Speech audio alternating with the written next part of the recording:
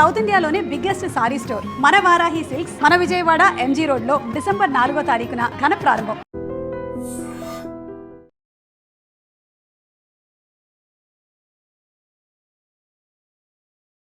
Welcome to ఐడ్రీతో ఇటుకు వచ్చారు, ఎవరిని నమ్మి ఆయన ఇటువైపు వచ్చారు అనే విషయమే ప్రస్తుతం చర్చ జరుగుతుంది. ఈ చర్చపై మావోయిస్ట్ పార్టీ ఒక లెటర్ కూడా ఇచ్చింది.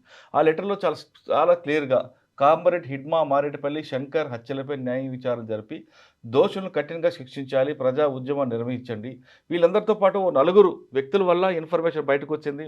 వాళ్ళలో ఒక కాంట్రాక్టర్ ఉన్నారని కూడా పేర్లు కూడా చెప్పారు. ఇందులో వాస్తవం ఎంత అవాస్తవం ఎంత అనే విషయం ప్రస్తుతం అది మాట్లాడడానికి ప్రముఖ విశ్లేషకులు వి ప్రకాష్ గారు ఆయన అడిగి చాలా క్లారిటీగా తెలుసుకుంది. ఈ దేవ ఆ దేవ ఒకటా కాదా, అంటే తిప్పరి తిరుపతి దేవిజీ ఒకటా లేదా ఇంకొక దేవిజీ ఉన్నారా, ఇవన్నీ విషయాలు కూడా సార్ నుండి తెలుసు. సార్ నమస్తే. నమస్కారం మురళి గారు. ఇక్కడ మనం లెటర్ మొన్న వచ్చిందంటే అంటే హిడ్మా ఎన్కౌంటర్ తర్వాత ఈ లెటర్లో 4 పేర్లు చాలా స్పష్టంగా రాస్తూ ఇక్కడ కొన్ని విషయాలు రాశారండి. అందరు రాస్తున్న దీంట్లో దేవ్జీ, కామ్రేడ్ దేవ్జీ వీళ్ళకి సంబంధం లేదు అంటూ ఒకటి వచ్చింది. అంటే తిప్పరి తిరుపతి ఎలియాస్ దేవిజీ అనుకోవాలా, లేదా అక్కడ ఒక దేవా అని మన హిడ్మాకి రైట్ హ్యాండ్ ఒక ఆయన ఉన్నారు ఆయన అనుకోవాలా, అసలు ఏం జరుగుండొచ్చు? ఈ ఎన్కౌంటర్లో మన ఈ లెటర్లో చూసిన విషయాలన్నీ మీరు క్లారిటీగా చూశారు కాబట్టి ఇందులో ఏమనిపిస్తుందండి? కొసాల్ మా నుండి పారిపోయిన తర్వాత మా కాంగ్రెస్ లోపల రావడానికి సిద్ధమవడంతో ఏకకాలంలో పట్టుకొని 13 మంది హత్య చేశారు, 50 మందిని అరెస్ట్ చేశారు. అరెస్ట్ అయిన వాళ్ళు దేవ్జీ కానీ సంగ్రామ్ మళ్ళా రాజరెడ్డి కానీ లేరు. వాళ్ళు తమ ప్రాణాలను కాపాడడానికి పోలీసుతో ఎలాంటి ఒప్పందం కుదుర్చుకోలేదు. కామ్రేడ్ హిడ్మాల్ తదితర సమాచారం కోసం కామ్రేడ్ దేవ్జీ పోలీసుకి ఇవ్వలేదు. అంటే ఇప్పటి వరకు దేవ్జీ ప్లస్ మల్లా రాజరెడ్డి గారు కూడా పోలీస్ కస్టడీలో ఉన్నారని వార్త వచ్చింది, కానీ వాళ్ళే దీన్ని ఖండించారు, మా దగ్గర ఉన్నారు కాబట్టి. ఇక్కడ ఈ ఇష్యూని కామ్రేడ్ దేవ్జీ ఇవ్వలేదని వచ్చింది. కామ్రేడ్ దేవ్జీ అంటే ఇద్దరు కనిపిస్తారు, తిప్పరి తిరుపతి లేదా దేవ్జీ అనుకోవాలా, లేదు అక్కడ ఉన్న దేవా అనుకోవాలా? ఎట్టి పరిస్థితుల్లో మనీష్ అని సోనీ కానీ వాళ్ళు వేసిన ఆరోపణలో ఉన్న దేవ వేరు, ఈ దేవ్జీ వేరు. ఎందుకంటే ఒకవేళ నిజంగానే దేవ్జీ పోలీస్ కస్టడీలో ఉన్నప్పుడు ఇది జరిగి ఉంటే అప్పుడు కొంత అనుమానపడే ఆస్కారం ఉండే. రెండవది అక్కడ ఒక దేవ ఉన్నాడు ఫారెస్ట్లో, ఛత్తీస్గఢ్ బస్తర్ జిల్లాలోనే. అతని వాళ్ళ ఫ్యామిలీకి సంబంధించిన ఇంటర్వ్యూస్ కూడా కొన్ని వచ్చినాయి. బహుశా అతని హిడ్మాకు నమ్మకస్తుడు అయి ఉంటాడు, అందుకని అతని మీద వీళ్ళు ఆరోపణ వేసి ఉంటారు. రెండవది ఏంటంటే వీళ్ళిద్దరూ కూడా నక్సలైట్స్ కారు.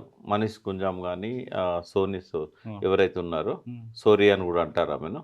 ముందు వీళ్ళ గురించి మనం మాట్లాడుకుందాం, ఎందుకంటే ఈ లెటర్కు బేస్ వాళ్ళు చేసిన ఆరోపణ. మనీష్ ఏమో 1991లో ఒకసారి, 98లో ఒకసారి కుంటా ఎమ్మెల్యే, అంటే మనకు భద్రాచలం పక్కన చింతూరు పక్కన ఉంటుంది కదా, కుంట ఎమ్మెల్యే సిపిఐ నుంచి ఆయన 2 సార్లు ఎమ్మెల్యే గెలిచాడు, 61 సంవత్సరాల వయసు. అతను ఏంటంటే ఆదివాసీ హక్కుల కోసం పోరాటం చేసే ప్రజాప్రతినిధి.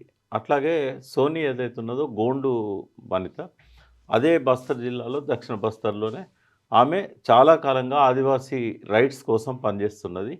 ఒక స్టేజ్లో ఆమె ఇంటర్నేషనల్ పాపులారిటీ వచ్చింది ఆమెకు 1911లో. ఆమెకు దారుణంగా చిత్రహింసలకు గురి చేశారు పోలీసులు. 3 బిడ్డల తల్లి ఆమె. అయితే ఆమె హక్కుల కోసం పోరాడుతున్నది, నక్సలైట్స్తో సంబంధాలనే అనే దాంతో ఇది వీళ్ళిద్దరి మీద కూడా నిన్న మొన్నటి వరకు ఏప్రిల్లో కూడా మనీష్ గుంజాం ఇంటి మీద రేడ్ చేసి వాళ్ళ ఆస్తులు అవన్నీ విధ్వంసం చేసి ఆయన మీద ఒక ఫాల్స్ కేసు కూడా పోలీసులు బుక్ చేశారు. దానికి స్టేట్మెంటు ఈ సోనీతో తీసుకున్నారు. ఎస్ఆర్ అనే ఆదివాసీ ఏరియాలో పనిచేసే ఒక ఖనిజాలను బయటికి తీసే సంస్థ, ఫేమస్ అది ఎస్ఆర్ అనేది. దాని నుంచి 7 కోట్ల రూపాయలు ఈ మనీష్ గుంజాం తీసుకున్నట్టుగా ఈమె కన్ఫెషన్ స్టేట్మెంట్ రికార్డ్ చేశారు. పోలీస్ కస్టడీ నుంచి బయటకు వచ్చిన తర్వాత దాన్ని డినై చేసింది ఆమె. అయితే వాళ్ళిద్దరి చరిత్ర ఏంటంటే చాలా క్లీన్ చరిత్ర. 15 ఏళ్లలో ఎంత హరాజ్ చేసినా, ఎంత టార్చర్ చేసినా, ఎన్ని కేసులు పెట్టినా ఆదివాసీల హక్కుల కోసం, ఆ ఖనిజ సంపద దోచుకునే వాళ్ళకు వ్యతిరేకంగా, మావోయిస్టులలో లేకుండా మావోయిస్టుల ఆశయాల కోసం వాళ్ళు పనిచేస్తున్నారు. అరుంధతి రాయ్ లాంటి వాళ్ళు కూడా సోనీకి డిఫెన్స్గా వచ్చారు వాళ్ళు. కాబట్టి వాళ్ళ మాటలకు వాల్యూ ఎక్కువ ఉంటుంది. అయితే పేరు ఒకటే చెప్పేసరికి దేవ్జీ అనుకొని బయట సమాజం, మీడియా ఆ దేవ్జీనే ఇన్ఫార్మర్ అని వాళ్ళు అన్నట్టుగా చిత్రించారు. బట్ ఎక్కడ కూడా వాళ్ళు దేవ్జీ గురించి రాసేటప్పుడు వాళ్ళు చేసిన ఆరోపణలో మావోయిస్టు డిఫెక్టర్ అన్నారు. దేవ్జీని మావోయిస్టు డిఫెక్టర్ అని అంటే అతనే అని ఎట్లా అనుకుంటాం. అవును. కాబట్టి మావోయిస్ట్ డిఫెక్టర్ కాదు, ఆయన మావోయిస్ట్ లీడర్. ఎట్ అవును. ప్రజెంట్ కూడా మావోయిస్ట్ లీడర్. అవును. ఈ లేఖలోనే ఇంకోటి స్పష్టమైంది ఏంటంటే ఆయనే వాళ్ళతోనే ఉన్నాడు, పోలీసులకు దొరకలేదు మల్లా రాజిరెడ్డి కానీ అవును. దేవుజీ కానీ. కాబట్టి ఆ దేవ వేరు, వాళ్ళు చెప్పిన దేవ, ఈ దేవుజీ వేరు. ఓకే. కానీ ఇంకొక ఆరోపణ ఏమొచ్చిందంటే ఉమ్, దేవ్జీ అలియాస్ తిప్పర తిరుపతి ఉమ్, అతను అక్కడ స్టాండర్డ్ అవ్వాలంటే ఆయనకి కాంపిటేటర్గా హిడ్మా ఉమ్, హిడ్మా ఒకవేళ రేపొద్దున పార్టీ కానీ వస్తే గట్టి నిలబడితే హిడ్మా సపోర్ట్ లేకుండా చేయడం అనేది ఇంపాసిబుల్. కాబట్టి ఈ క్రెడిట్ అంతా హిడ్మాకి వెళ్తుంది. కాబట్టి ఆయన్ని బయటికి పంపడానికి ఈ స్కెచ్ వేశారనేది ఒక వర్గం ఆరోపిస్తుంది. అది 100% అబద్ధం. ఎందుకంటే దేవుజీ ఎవరైతే తిరుపతి ఉన్నాడో ఆ గణపతి కానీ, దేవుజీ కానీ, మల్లా రాజిరెడ్డి కానీ, ఇంకా ఎవరన్నా అందులో మిగిలిన వాళ్ళు ఉంటే ఏ ఒక్కరు కనీసం నెక్స్ట్ ఒక తరం పోయేదాకా ఛత్తీస్గఢ్లో ఉద్యమం నిర్మించరు, అడుగుపెట్టరు. ఇంకా అది ముగిసిన కథ. ఛత్తీస్గఢ్ దక్షిణ బస్తర్ నక్సలైట్ ఉద్యమం అనేది ముగిసిన కథ. మళ్ళీ ఇంకెవరు ప్రయత్నం కూడా చేయరు. చేసినా కూడా వాళ్ళు గోదావరి దాటగానే చంపేయబడతారు. ఇంద్రావతి గోదావరి క్రాస్ చేయగానే వాళ్ళు చంపేయబడతారు. కాబట్టి అటువంటి దుస్సాహసం ఎప్పుడు కూడా మావోయిస్టులు చేయరు. సరే, ఒకసారి మనం వెనక్కి వెళ్దాం. చెప్పారు ఇప్పుడు అంటే ఇకపై బస్తర్లో ఉమ్. మావోయిస్ట్ పార్టీ అని ఉండేదో ఒక చరిత్రలో పేజీలో అంతే, ఆర్క్యూస్లో చూసుకోవాల్సిందే. కానీ వాటితో పాటు మీ వీడియోస్ కూడా ఆర్క్యూస్లోకి వెళ్ళిపోతాయి. ఎందుకంటే కంటిన్యూస్గా నేను చూస్తున్నాను లాస్ట్ బహుశా నేను అనుకుంటా 20 years అనుకుంటా. కంటిన్యూగా మీరు ఈ ఉద్యమాన్ని, దీని ప్రతిస్పందనని, విమర్శలను ఒక పక్షపాతం లేకుండా నిష్పక్షపాతంగా వరుసగా ఇస్తున్నారు కదా. భవిష్యత్ తరాలు ఎవరైనా ఈ ఉద్యమం మీద రీసెర్చ్ చేయాలనుకుంటే ఖచ్చితంగా ఈ వీడియోస్ అన్నీ కూడా ఆర్క్యూస్లో ఉంటాయి. అంటే మీరు అంటున్నారు నిక్కచ్చగా వెళ్తున్నారు, మీరు అంటున్నారు. నేనైతే కానీ ఒక 100% వర్గం మాత్రం మీరు కంప్లీట్గా పోలీసులు వైపే ఉన్నారని మమ్మల్ని అంటారు. సరే, ఎవరి అభిప్రాయం వాళ్ళది అనుకోండి. ఇక్కడికి వచ్చేసరికి ఇకపై బస్తర్లో జరగదు అంటున్నారు. జరగదు. ఉద్యమం మనం Yes. ఒకసారి వెనక్కి వెళ్తే Hmm. 1969 నుంచి శ్రీకాకుళం రైతాంగ పోరాటం నుంచి కరీంనగర్ వరకు, Hmm. కరీంనగర్ మీదుగా ఇలా నల్లమల అలా వెళ్ళింది. Hmm. ఇంకా రాయలసీమలో అనుకోండి ఎంత ఫాస్ట్గా వచ్చిందో అంతే ఫాస్ట్గా వెనక్కి వచ్చింది. కానీ తెలంగాణలో స్ట్రాంగ్గా నిలబడింది. తెలంగాణ, ఆంధ్రప్రదేశ్, ఉమ్మడి ఆంధ్రప్రదేశ్లో. ఇక్కడ నుండి ఎప్పుడైతే నల్లమల ఖాళీ చేసామో Hmm. ఇక్కడ నుండి అటు వెళ్ళడం కనుక ఇక్కడ పూర్తిగా అంటే బేస్ ఎక్కడ వీళ్ళకి ఉమ్మడి ఆంధ్రప్రదేశ్. అవును. ఆ బేస్ మర్చిపోవడం వల్ల ఈ పార్టీ దూరమైంది అనుకోవచ్చా? అంటే ఇప్పుడు ట్రైబల్స్లలో పోడు కల్టివేషన్ అని ఉంటుంది. అంటే వాళ్ళు ఈ సంవత్సరం ఎక్కడైతే అడవి నరికి, అంటే అడవి అంటే చెట్టు, పెద్ద చెట్లు నరకరు, చిన్న చిన్న తుప్పలు అవి ఇవన్నీ చేసి వ్యవసాయం చేసిన తర్వాత మళ్ళీ నెక్స్ట్ అక్కడ విత్తనం వేయరు వాళ్ళు. షిఫ్టింగ్ కల్టివేషన్ అంటారు, పోడు కల్టివేషన్. అదే మావోయిస్ట్ పార్టీ. మావోయిస్ట్ పార్టీలో కూడా అదే జరుగుతూ ఉంది. ఎందుకంటే వాళ్ళ ఫస్ట్ ఫెయిల్యూర్ ఏంటంటే ఎక్కడైతే ఉద్యమము విఫలమైందో అక్కడ పునర్నిర్మాణం చేయరు. దానికి శాస్త్రీయ కారణం ఏంటంటే ఒక తరం మారాలి. ఒక ఉద్యమం ఫెయిల్ అయిన తర్వాత మళ్ళీ అదే ఉద్యమాన్ని ఎవరైనా మొదలు పెట్టాలంటే ఆ తరంతో సాధ్యం కాదు. కానీ మీరు అంటున్నారు అలా, కానీ వాళ్ళు అనేది ఏంటంటే మావోయిస్ట్ పార్టీ ఉద్యమం అనేది ఫినిక్స్ పక్షి లాంటిది.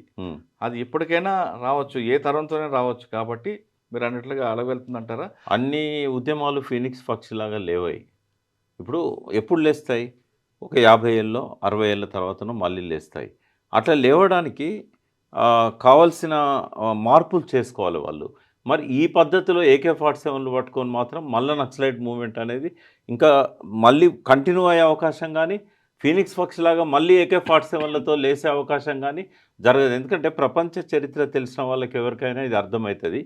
చే గువేరా ఎక్కడ ఫస్ట్ స్టార్ట్ చేశాడు? ఆయన స్టార్ట్ చేసిన కంట్రీస్లల్లో ఎక్కడైతే ఫెయిల్ అవ్వకుండా వచ్చిందో ఫైనల్గా క్యూబాలో ఆయన సక్సెస్ అయ్యాడు. మళ్ళీ అక్కడ నుంచి ఇంకా బొలివియా పోయి మళ్ళీ ప్రయత్నం చేశాడు, ఫెయిల్ అయ్యాడు. ఆయన ఎక్కడెక్కడైతే ఫెయిల్ అయిందో అక్కడ ఆయన జీవితకాలంలో మళ్ళీ దాన్ని పునరుద్ధరించడం జరగలే.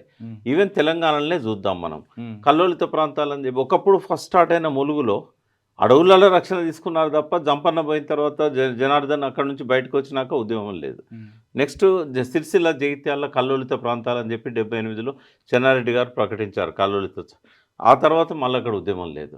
సిరిసిల్ల రాజన్న జస్ట్ అక్కడ ఎమ్మెల్యేగా నిలబెట్టుకోవడానికి, గెలిపించుకోవడానికి పనిచేశాడే తప్ప పోరాటాలు లేవు. జగిత్యాల పోరాటాలు లేవు. ఆదిలాబాద్ ఒకప్పుడు ఆదిలాబాద్ అనేది ప్రధాన కేంద్రంగా ఉండేది. జగిత్యాల జైత్యాత్ర అని పెద్ద ఇవన్నీ ముగిసిన కథలు అంటున్నా. మళ్ళీ అక్కడ లేదు.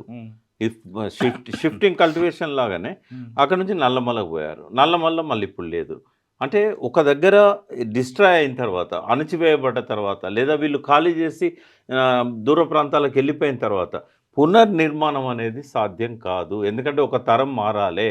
ఆ తరం మైండ్‌లో ఏముంటదంటే ఇది ఒక ఫెయిల్యూర్ హిస్టరీ లాగా ఉంటది. అవును. నేను మళ్ళా చెప్తున్నాను.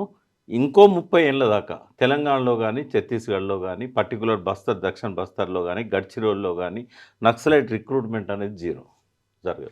సార్ ఇన్ని జరిగాయి. మీరు చెప్తున్న 1969 నుంచి మనం ఒకసారి వెనక్కి వెళ్తే కోరుట్ల, జగిత్యాల ఇవన్నీ వెళ్తున్నాయి.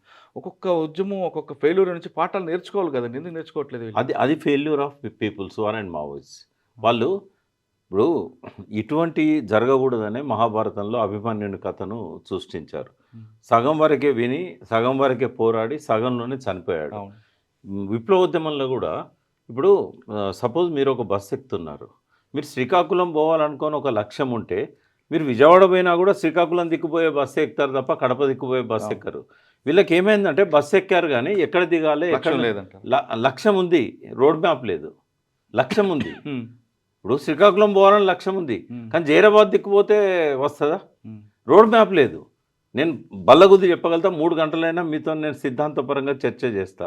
వీళ్ళు ఎక్కడెక్కడ తప్పులు చేశారు రాస్తే 18 మహాభారత పర్వాలంతా అయితే మన నక్సలైట్ల చరిత్ర. హ్మ్. నిజంగానే కూర్చొని రాయాలనుకుంటే హ్మ్.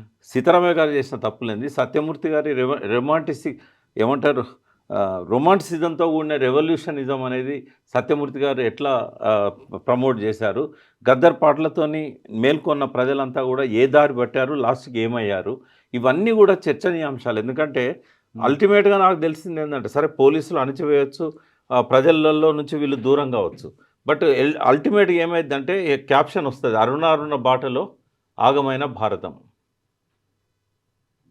వాళ్ళు ఆగమైన్లు, జనాన్ని ఆగం చేసిండ్లు. అల్టిమేట్గా రిజల్ట్ ఏంది ఇవాళ? నథింగ్.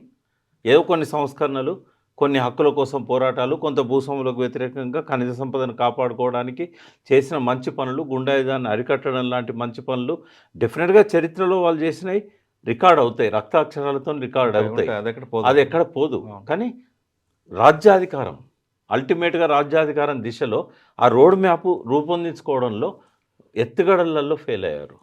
ఒకప్పుడు ఎంతోమంది చదువుకున్న మేధావులు వెళ్ళిన పార్టీ, ఏదో లక్ష్యంతో వెళ్ళి ఆ త్యాగాలతో ఉన్న పార్టీ క్లైమాక్స్ వచ్చేసరికి ఇంత దారుణంగా ఉంటుందని ఎవరు ఊహించలేకపోతున్నారు. నేను ఊహించాను కదా, దేవులపల్లి వెంకటేశ్వరరావు గారు రాసిన పుస్తకం చదివిన తర్వాత ఆ రోజుల్లోనే మాకు అనిపించింది, ఇది దుస్సాహసం, ఈ దారిన పోతే వీళ్ళకు రాదు. ఆయన అతివాదం అని పెట్టాడు వీళ్ళ పేర్లు, సిపిఐ సిపిఎంకు మితవాదం అని పెట్టారు.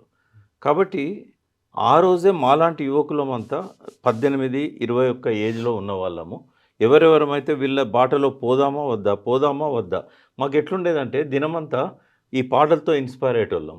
ఈ మీటింగ్లో పోయేది, వరవరరావు గారు ఉపన్యాసాలతో ఇన్స్పైర్ అయ్యేది. మళ్ళీ ఇంటికి వచ్చి ఈ డాక్యుమెంట్లు తీసేది. అరే ఈయన ఇట్లా చెప్తున్నాడు, వాళ్ళు అట్లా చెప్తున్నారు.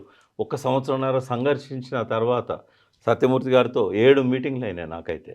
నేను ఇదే మాట చెప్పాను, మీరు అల్టిమేట్గా సాధించేది కొన్ని రిఫార్మ్స్, కొన్ని ఫలితాలు తప్ప తుపాకీ గొట్టం ద్వారా రాజ్యాధికారం దిశగా మీరు అనుకున్న లైన్ కరెక్ట్ కాదు. ఇగో ఈ డాక్యుమెంట్లో ఉంది, మాకు అది కన్విన్సింగ్ ఉంది అని చెప్తూ వచ్చేది. అంటే చాలామంది ఆ రోజుల్లో విడిపోయిన వాళ్ళు, మీరు ఎవరు ఊహించాలని అంటున్నారు కదా, 68లో నవంబర్ డిసెంబర్లో చారు మజుందార్తో ఆల్ ఇండియా లెవెల్లో పోయి చర్చలు చేసిన వాళ్ళంతా కూడా వాళ్ళు చారు మజుందార్ ముఖం మీద చెప్పారు, ఎప్పుడు నక్సల్బరీ విఫలం కాకముందు ఈ లైన్ తప్పు, భూస్వాములను చంపడం వల్ల, వర్గశత్రు నిర్మూలన వల్ల విప్లవం రాదు అన్న తర్వాత 72లో ఆయన మరణానికి కొద్ది రోజుల ముందు ఆయన చెప్పాడు, ఇది కరెక్టే వాళ్ళు చెప్పింది, ఈ రకంగా వర్గశత్రు నిర్మూలన, వ్యక్తిగత హింసావాదం తప్పు అని చెప్పాడు. చెప్పినాక ఎక్కువ రోజులు లేడు ఆయన, మళ్ళీ ఆల్టర్నేట్ మూవ్మెంట్ క్రియేట్ చేసే లోపల చనిపోయాడు. తర్వాత శ్రీకాకుళం కామ్రేడ్స్తోని ఆంధ్ర కామ్రేడ్స్ మధ్యలో చాలా డిస్కషన్ జరిగినప్పుడు ఆ వసంతరాడు రామలింగాచారి, దేవులపల్లి, కొల్లా వెంకయ్య వీళ్ళందరూ కూడా ఆ వెంపటపు సత్యం, ఆదిపట్ల కైలాసం, పంచాయతీ కృష్ణమూర్తి వాళ్ళే మెయిన్ టీం. వాళ్ళతో మాట్లాడుతున్నప్పుడు నక్సల్బరీ ఫెయిల్ అవుతుంది, దానికి కారణం ఇది, మీరు అదే బాటలో పోతున్నారు, మీరు కూడా సక్సెస్ కారు అని చెప్పేసి సేమ్ డిస్కషన్ ఇప్పుడు మన మధ్య జరుగుతూ ఉంది. సరే, మీరు చాలా కాలం నుంచి ఉన్నారు కాబట్టి జనం కోసం, వాళ్ళ మార్పు కోసం, వాళ్ళ హక్కుల కోసం మనం పోరాటం చేస్తున్నాం, అందులో భాగంగా త్యాగాలు చేసి వచ్చారు. కానీ వాళ్ళలో చైతన్యం తీసుకురావడానికి ఎందుకు మనం చేయలేకపోయామండి? అంటే వాళ్ళకి కష్టం అంతా వాళ్ళది, వీళ్ళు తుపాకీ పట్టుకొని చేయడం కన్నా వాళ్ళలో ప్రశ్నించే తత్వం తీసుకొచ్చి వాళ్ళ సమస్యను వాళ్ళే పరిష్కరించుకునే విధంగా ఎందుకు వాళ్ళు ఒక థియరీ ఉంది డెమోక్రటిక్ సెంట్రలిజం అని. ఇప్పుడు 1978 నుంచి దళాలు ఫామ్ చేయాలన్న దగ్గర నుంచి ఈ రోజు వరకు ఇంటర్నల్గా ప్రశ్నించే వాళ్ళు 45-50 ఏళ్ళుగా అందులోనే ఉన్నారు. బట్ మెజారిటీ నిర్ణయానికి మైనారిటీ కట్టుబడి ఉండాలని చెప్పేసి ఒక సూత్రీకరణ ఉంది కాబట్టి వాళ్ళకి ఇష్టం లేకున్నా కూడా అలా పనిచేస్తున్నారు. అది ఎక్కువ కాలం సాధ్యం కాదు కాబట్టి ఏదో ఒక రోజు వాళ్ళు బయటకు వస్తున్నారు. జంపన్న బయటకు వచ్చినా, అంతకంటే ముందు చాలామంది బయటకు వచ్చినా, శివాజీ లాంటి వాళ్ళు బయటకు వచ్చినా, ఇట్లాంటి సిద్ధాంత చర్చలు చేసి ఇమడలేక బయటకు వచ్చిన వాళ్ళే. అంటే కొంతమంది ఎన్కౌంటర్లు చనిపోయారు. అంటే ఈ టాపిక్ ఆల్రెడీ పార్టీలో వచ్చింది. నిరంతరం ఒక ప్రవహిస్తున్న గోదావరి నదిలాగా ఒక ఆల్టర్నేట్ లైన్ గురించి చర్చ అనేది మొదటి నుంచి అందులో ఉంది. వాళ్ళ డాక్యుమెంట్స్లలో కూడా అది కనబడుతుంది. సార్ మొన్న చూసాం లెటర్లో మల్లాజు వేణుగోపాల్ గారు కూడా 22 పేజీలు లెటర్ రాశారు. మిడిమిడి జ్ఞానంతో మేము తీసుకున్న నిర్ణయం వల్ల పార్టీ నష్టపోయింది, మమ్మల్ని మనస్ఫూర్తిగా క్షమించండి అన్నారు. మిడిమిడి జ్ఞానం అన్నారు, అంతా చేశారు. కానీ అందులో చనిపోయిన కుటుంబాలకు ఎవరు బాధ్యత వహిస్తారండి? ఎంతమంది, వేల మంది కుటుంబాలు చనిపోయారు కదా. అంటే ఇవన్నీ కూడా యాక్సిడెంట్స్ లాగా చూడాల్సిందే. ఎందుకంటే అంటే వీళ్ళ మాటలు నమ్మి, వీళ్ళు పాటలు నమ్మి, వీళ్ళు భావజాలు నమ్మి వెళ్ళారు కదండి వాళ్ళందరూ కూడా. ఏం చేస్తారు? కుటుంబాలకు ఎవరు బాధ్యత వహిస్తారు? ఇప్పుడు గద్దరు సగం మందికి బాధ్యత వహించాలి, ఒప్పుకుంటారా? ఆ మాట అంటే సరి అయింది అవుతుందా? ఎందుకంటే గద్దరు ఒక సామాజిక లక్ష్యంతో ఈ వ్యవస్థ మారాలని చెప్పి ఆయనేం మార్క్సిస్టు మహోపాధ్యాయుడు కాడాయనే. వీళ్ళ ప్రసంగాలు విని, వీళ్ళ రాతలు చదివి ఆయన ఉత్తేజితుడై దాన్ని ప్రమోట్ చేయడానికి పాటలు రాశాడు. ఆయన అనుకున్నాడా ఇట్లా అవుతుందని, ఇది ముగిసిపోతే?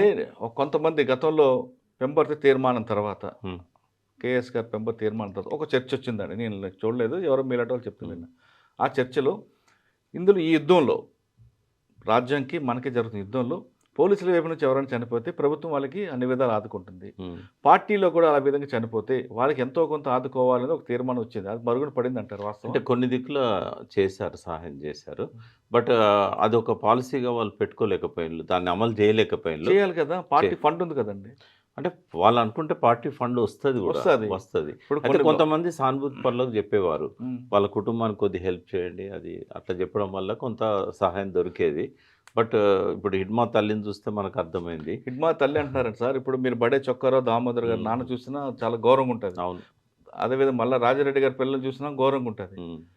అంటే ఇప్పుడు ఇంకా తిరుపతి వాళ్ళ అమ్మాయి, వాళ్ళ అన్నయ్య కూతురు, వాళ్ళ అన్నయ్య చెప్తున్న మాటలు వింటే ఇంకా బాధ అనిపిస్తుంది. ఇది కూడా వీళ్ళు త్యాగాలు చేస్తూ, ప్రజల కోసం కష్టాలు పడుతూ, త్యాగాలు చేస్తూ, నిరంతరం పోరాటం చేస్తుంటే రేపు పొద్దున్నే ఉద్యమం అయిన తర్వాత కుటుంబాలకి ఏం సమాధానం చెప్తారు? ఏం సాధించారు అంటే ఏం చెప్తారు? నేను ముందన్న దానికి ఇప్పుడు నాకు జవాబు మీ నోటి నుంచే వచ్చింది. ఏమనంటే, ఎందుకు షిఫ్టింగ్ అయ్యారు, ఒక దగ్గర ఎందుకు కన్సిస్టెంట్తోని ఉద్యమాన్ని నిర్మించలేదంటే ఇటువంటి పొరపాట్ల వల్లనే. ఇప్పుడు ఆ కుటుంబానికి అలా పోయినా కూడా ఏమన్నా అయినా కూడా ఒక దిక్కుంటుంది అనే ఒక నమ్మకం వస్తే ఎవరైనా పోవడానికి సిద్ధపడతారు. మళ్ళీ రిక్రూట్మెంట్లో వాళ్ళు ముందుకెళ్తారు. ఈ తప్పులన్నీ చేశారు కాబట్టే కదా, ఈ తప్పులను చేశారు కాబట్టి ఇది జరిగింది. తప్పులు చేసాం, క్షమించండి అంటే దానికి జరిగే నష్టం ఎవరు క్షమించాలి? వాళ్ళే క్షమించుకోలేరు, ఇంకోరు ఎందుకు క్షమిస్తారు? వాళ్ళు క్షమించుకోగలుగుతారా? ఇప్పుడు ఆయన చేసిన తప్పులన్నీ మళ్ళీ ముందు పెట్టి నువ్వు క్షమించుకోగలుగుతావు అంటే నేను క్షమించుకోలేనని చెప్తాడు. అదే మా తకల్పల్లి వాసుదేవరావు గారు కూడా ఆయన ఉడుకు రక్తంతో చేసిన తప్పులన్నీ క్షమించమంటే ఉమేష్ చంద్ర తిరిగి వస్తాడా? లేకుంటే పేలిపోయిన బస్సులో ప్రయాణికులు మళ్ళీ వస్తారా? కాకతీయ ఎక్స్ప్రెస్ తలగబడ్డ దానిలో నుంచి వాళ్ళు మళ్ళీ లేచి వస్తారా? ఈ తప్పులను ఎవరు క్షమించాలి? ఎందుకు క్షమించాలి? ఎట్లా క్షమిస్తారు? క్షమించడం అనంటే మీ లైన్ విషయంలో మీకు ఒక స్పష్టత ఏర్పడాలి. అయిపోయింది. ఇప్పుడు దానికి వీళ్ళు చేసిన తప్పులన్నిటికీ పరిహారం భారతదేశంలో ఒక వ్యాక్యూమ్ ఉంది. అవును. ఇక్కడ అవినీతే పాలనగా మారిపోయింది, దోపిడే లక్ష్యంగా మారిపోయింది, రాజ్యాంగాన్ని పాతాళంలోకి నెట్టేస్తున్నారు, సంపాదించడమే లక్ష్యంగా ఎన్నికలు జరుగుతూ ఉన్నాయి. ఈ వ్యవస్థను మార్చడానికి మీకు ఇంకా ఒక అవకాశం ఉంది, ఒక వ్యాక్యూమ్ ఉంది. మీ పాప పరిహారాలకు ఒక మార్గం ఉంది. మీరు అందులోకి రండి. మీరు చేసిన మీ పశ్చాత్తాపమే భవిష్యత్తుకు పునాది కావాలి. రైట్. మీరు మళ్ళీ ప్రజల్లోకి వచ్చి ప్రజలకు ఏం అవసరం, ఇప్పటిదాకా ప్రజలను వదిలిపెట్టారు కదా, ప్రజలకు ఏం అవసరమో దానికోసం పనిచేయండి, ఆ ప్రజలు క్షమిస్తారు. ఇప్పుడు మరి రాశారండి ఇక్కడ, కామ్రేడ్ హిడ్మాల్, కామ్రేడ్ శంకర్ రంపచోడవరం హత్యాకాండపై న్యాయ విచారణ జరపాలి. దోషులను కఠినంగా శిక్షించాలి, కార్పొరేట్ల కోసం సాగుతున్న కగారు యుద్ధాన్ని ఆపాలని దేశవ్యాప్తంగా ప్రజలు పిలుపునిస్తాం. ఎందుకు వస్తారండి ప్రజలండి? ఏ ప్రజలు పిలుపునిచ్చారు? ఎవరు వస్తారు చెప్పండి? ఎందుకు రావాలి? ఇప్పుడు ఎవరైనా పిలిపిస్తే అంటే వాళ్ళు వచ్చారనుకోండి, కేసులు పెట్టి జైలుకి వెళ్తే వీళ్ళని కాపాడతారా? సాధ్యం కాదు. ఇప్పుడు ఆ డిమాండ్స్ ఏవైతే ఉన్నాయో ఆ. ఈ వ్యవస్థలో న్యాయ విచారణ సక్రమంగా జరుగుతుందా? ఫస్ట్ సుప్రీంకోర్టే చెప్పింది ప్రతి ఎన్కౌంటర్ను కూడా హత్యలాగా దాన్ని రికార్డ్ చేసి ఎఫ్ఐఆర్ ఇష్యూ చేసి దాని మీద ఎంక్వైరీ జరపాలనేది ఎప్పుడో 3 దశాబ్దాల అవును. క్రితం కన్నాభిరాన్ గారు ఉన్న టైంలోనే కోర్టులు చెప్పాయి. మరి ఎక్కడ అమలైంది? కాబట్టి కానీ వీళ్ళు రాసిన మాత్రం వస్తారు ప్రజలు. ఏ ప్రజలు వస్తారు? ఎందుకు వస్తారు? ఇప్పుడు వచ్చిన వాళ్ళని మళ్ళీ అర్బన్ నక్సలైట్స్ అంటారు. వాళ్ళ ముద్ర వేసుకోవడానికి ఎవరు సిద్ధంగా లేరు అర్బన్ కదా. నక్సల్స్ అంటారు, లోపలికి వెళ్ళారు అనుకోండి, వాళ్ళ మీద కేసులు అవుతాయి, అరెస్టులు అవుతాయి, చంపేస్తారు కూడా కదా. జైలుకి చంపేస్తారు. వెళ్తారు. ఎంతో వీళ్ళు మంది ఏం కాపాడతారా? ఎంతో మంది సరే, ఏ ప్రజలని వీళ్ళకి అడిగారా మాకు కావాలి మీరని? ఎవరైనా ఛత్తీస్గఢ్కు రమ్మని పిలిచారా? తుపాకీలు పట్టుకొని పోరాడమన్నారు. రమ్మలేదు. అక్కడ వాళ్ళు పరిస్థితులు- కోరుకున్నది ఏంటంటే ఫారెస్ట్ వాళ్ళ దోపిడీ పోవాలి, బీడీఆకు సరైన పరిహారం రావాలి, కూలీలకు సరైన వేతనం రావాలి, మా మీద పోలీసుల అరాచకాలు ఆగాలి, భూస్వాముల అరాచకాలు ఆగాలి, గుండాల అరాచకాలు ఆగాలి. అంతవరకే ప్రజలు కోరుకున్నారు, అంతవరకు చేశారు. కానీ అంతకంటే ఒక స్టెప్ అడ్వాన్స్ అయిపోయి చైనా లాగా విప్లవం రావాలనుకున్నారు. ఆనాటి పరిస్థితుల్లో ఆనాటి కాలం వేరు. తర్వాత టెక్నాలజీ అడ్వాన్స్ ఇప్పుడు ఈ 75 ఏళ్లలో, అంటే వాళ్ళది 57 ఏళ్ళే నక్సలైట్ మూవ్మెంట్ స్టార్ట్ అయ్యి, ఈ 75 ఏళ్లలో స్వాతంత్రం వచ్చిన తర్వాత ఒక 10 తరాలలో 20 తరాలలో ఎంత ఆలస్యంగా టెక్నాలజీ డెవలప్మెంట్ జరిగేదో జస్ట్ 1 జనరేషన్లో మనం చూసాం మన జీవిత కాలంలో. ఇంత వేగంగా మార్పు చెందుతున్న సమాజంలో వీళ్ళ ఆలోచనలు మాత్రం తుప్పుపట్టిపోయి ఇంకా చైనా కాలంలో, చేగువేరా కాలంలో తిరుగుతూ ఉన్నాయి. మరి ఏం చేస్తాం దానికి? టెక్నాలజీ మీరు అన్నట్లుగా మనం 50 సంవత్సరాల ముందున్నాం. ఆ విషయాన్ని గుర్తించట్లేదు పార్టీ. వీళ్ళు 100 సంవత్సరాలు ఎన్నుకున్నారు అంటున్నాను నేను. ఇంకా జార్జ్ చక్రవర్తుల కాలం, చాంకై షేక్ కాలం, ఇంకా క్యూబాన్ పీడించిన ఆ దోపిడీ నియంత కాలంలో చేగువేరలాగా అప్పుడు ఆలోచిస్తారు. కానీ ఇప్పుడు ఎందుకు అది? ఇప్పుడు అది సాధ్యమవుతుందా? ఇప్పుడు ఎంతమంది అయినా బలవుతారు తప్ప చేగువేరాలు కాలేరు. సార్, ఇప్పుడు ఫైనల్గా చెప్పండి, ఈ సిచ్యువేషన్ ఒక కొలిక్కి వస్తుంది. అంటే మార్చి 31 దగ్గర మరో 3 నెలలు కనిపిస్తుంది. ఈ 3 నెలల్లో బస్తర్లో కానీ లేదా తెలంగాణ కానీ ఏఓబీలో కానీ పార్టీ పొలిష్ట పడుతుంది అంటారా? లేదా ఉద్యమం మరో రూపంలో వచ్చే అవకాశం ఉందంటారా? అమిత్ షాకి అయితే నేను ఆ క్రియేట్ చేయదలుచుకోలేదు. కేవలం నిర్బంధంతోనే ఇది అణచివేయబడుతున్నది అనేది కరెక్ట్ కాదు. వాళ్ళ లోపలే రియలైజేషన్ వచ్చింది. అమిత్ షా డేట్ పెట్టక ముందు నుంచే చర్చలు జరిగినాయి. పోరాట పందా మార్చుకోవాలి, సాయుధ పోరాటం ఇప్పుడు కొనసాగించడం కరెక్ట్ కాదు. వాళ్ళకి ఏమైందంటే ఈవెన్ బసవరాజు గారి దగ్గర నుంచి గణపతి దాకా మనం తప్పుడుతో పోతున్నామేమో, ఎంతకాలం కొనసాగుతుంది ఇది అనే అనుమానాలు వాళ్ళకు రాజశేఖర రెడ్డితో చర్చలు మొదలైనప్పటి నుంచి కూడా ఉన్నాయి. కానీ వేఅవుట్ ఎట్లా అనేది అర్థం కాలేదు వాళ్ళకు. ఎట్లా బయటికి రావాలి? ఒక గౌరవప్రదమైన కామా కోరుకున్నారు వాళ్ళు, ఫుల్ స్టాప్ కాదు, ఒక గౌరవప్రదమైన కామా కోరుకున్నారు. అది వాళ్ళు ఆలోచించి నిర్ణయం తీసుకోవడంలో విఫలమని కాదు, ఆలస్యం జరిగింది. చాలా ఆలస్యం జరిగింది. ఆలస్యం అనేది వైఫల్యాన్ని దారితీసింది. తిరిగి కోలుకోలేని స్థితికి నెట్టబడ్డది. 100% వాళ్ళ వైఫల్యమే తప్ప ఇదేదో రాజ్యం యొక్క గొప్పతనం అని నేను అనుకోవట్లేదు. వాళ్ళ వైఫల్యం వల్ల వాళ్ళకు అవకాశం దొరికింది. అమిత్ షా లాంటి వాళ్ళకి డెడ్ లైన్ పెట్టి కొట్టేయడానికి అవకాశం దొరికింది. రెండవది ఏంటంటే వాళ్ళు చాలా శ్రమపడ్డారు. ఎప్పుడైతే వీళ్ళు పోలీసులను నేరుగా 76 మందిని చంపారో ఆ రోజే కేంద్ర ప్రభుత్వం యొక్క ఆలోచన మారిపోయింది. ఇంకా ఏమైనా కానీ ఇప్పుడు వాళ్ళంటే హిడ్మా కానీ గణపతి కానీ రాజ్యాంగం మీద నమ్మకం లేదని డిక్లేర్ చేసి వాళ్ళు తుపాకీ పట్టుకున్నారు. వీళ్ళు రాజ్యాంగాల మీద ప్రమాణం చేసి తుపాకులు పట్టిస్తున్నారు. మరి అటువంటప్పుడు హింసకి హింస అనేది నక్సలైట్ల సిద్ధాంతం తప్ప రాజ్యం సిద్ధాంతం కాకూడదు కదా. కాబట్టి అమిత్ షా ఒకవేళ నేను గెలిచానని విర్రవీగినా కూడా నువ్వు రాజ్యాంగాన్ని తుంగలో తొక్కి గెలిచినావు అంటే అది నీ గెలిపే కాదు, నీది వైఫల్యము. ఒక భారతదేశం ప్రపంచంలోనే అతిపెద్ద ప్రజాస్వామ్యము, ఆ ప్రజాస్వామ్యాన్ని ఖూనీ చేసిన ఒక హోమ్ మినిస్టర్గా చరిత్రలో చిరకాలం నువ్వు మిగులుతావు తప్ప ఇది నీ గెలుపు కాదు అని చెప్పి ఆయన ముఖం మీద నేను చెప్పదలుచుకున్నాను. ఓకే సార్, ఇంకోసారి ఫైనల్కి వస్తాను.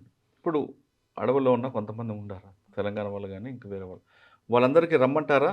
లేదు ఆల్రెడీ అక్కడ ఉన్నారు కాబట్టి అక్కడే చావో రేవో తేల్చుకొని ఉండమంటారు? ఎట్టి పరిస్థితులు అన్నాను నేను. 100% కూడా వాళ్ళు బయటికి రావాలి. వాళ్ళకు అవసరమైన సహాయం అందరం చేయాలి. అంటే వాళ్ళ సేఫ్ సరెండర్ కోసం ఏర్పాట్లు చేయాల్సిన అవసరం ఉన్నది.